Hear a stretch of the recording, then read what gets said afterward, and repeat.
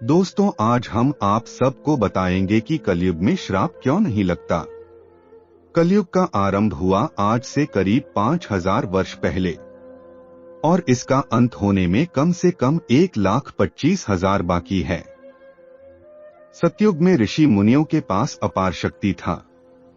उस समय सिर्फ ऋषिमुनि ही नहीं, आम इंसान भी जो पुण्य आत्मा थे, उन्होंने भी घोर तपस्या करके भगवान के नाम का जाप करके शक्तियां प्राप्त करते थे, जिससे दूसरों का भला हो और बुरे का नाश हो। ऐसी अपार शक्ति अपने अंदर समाहित रखते थे। ऋषि मुनियों के अंदर जो भी शक्तियां थी, इसे दिव्य शक्ति कहा जाता था। दिव्य शक्ति बुराई से लड़ने की क्षमता देती थी। अगर आप खुद ही बुरा कर्म करने लगेंगे तो आपके अंदर वह दिव्य शक्ति धीरे धीरे नष्ट होने लगती थी। त्रेतायुग और द्वापर युग में ना तो पाप होता था और ना ही कोई इसके लिए कानून बनाया गया था। अगर पाप होता भी था तो उसका विनाश करने के लिए भगवान स्वयं इस धरती पर अवतार लेकर उसे नष्ट कर देते थे।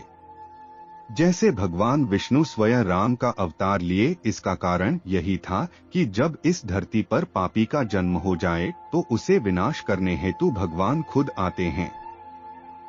भगवान श्री कृष्ण ने भागवत गीता में पांडव पुत्र अर्जुन से कहा कि 3 युग में तो इंसान पाप नहीं किया, मगर इस कलयुग में खूब पाप करने वाले हैं। अब इससे छुटकारा पाने के लिए एक ही उपाय, श्री हरि का नाम लो।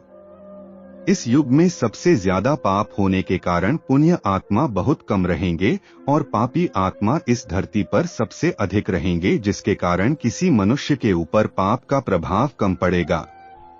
इस कलयुग में अगर कोई व्यक्ति किसी को श्राप दिया तो उसका प्रभाव पड़ेगा, मगर उसका असर धीरे धीरे होगा, क्योंकि जो व्यक्ति श्राप दिया है वह भी कहीं ना कहीं पाप किया होगा, जिसके कारण उनका श्राप धीरे धीरे असर होता है।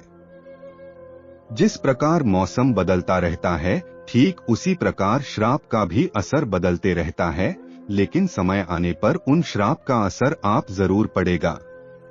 इस कलयुग में पुण्य आत्मा का मिलना बहुत मुश्किल है। यदि आप कहीं भी पाप नहीं किए होंगे और आप किसी को श्राप दे दिए, भले ही अभी ना लगे मगर उसका असर धीरे धीरे जरूर होता है। भगवान अभी भी हैं और उस समय भी थे, आने वाले समय भी भगवान रहेंगे। उस परमात्मा पर भरोसा करें। जो व्यक्ति ईश्वर के प्रति भरोसा करते हैं, उन व्यक्ति पर ईश्वर हमेशा नजर बनाए रखते हैं। आप जो भी कहेंगे सत्य कहेंगे, इसके लिए आपका हर शब्द बाण की तरह होता है। प्रिय मित्रों, इस बात का हमेशा ध्यान में रखिए, जिस तरह मनुष्य का आशीर्वाद एक व्यक्ति के लिए शुभ योग बनता है, ठीक उसका उल्टा ही अगर कोई व्यक्ति किसको श्राप देते हैं तो उसके लिए भी अशुभ योग बनता है। अधर्म की जीत कभी नहीं होती है, ना उस समय हुआ था और ना अभी होगा, ना आने वाले समय में होगा।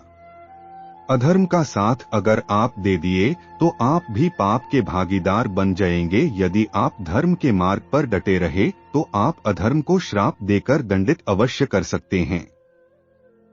सबसे बड़ी भूल वह लोग करते हैं जो लोग इन श्राप के विषय में विश्वास नहीं रखते हैं। यदि आप आशीर्वाद के विषय में विश्वास कर सकते हैं तो इस श्राप के विषय में भी विश्वास करना चाहिए। मनुष्य जीवन का जो पाप कर्म है, सीधे आत्मा पर प्रहार करता है। भले ही आप उसे देख नहीं पाते हैं, लेकिन आपकी आत्मा पर बहुत बड़ा चोट लगता है।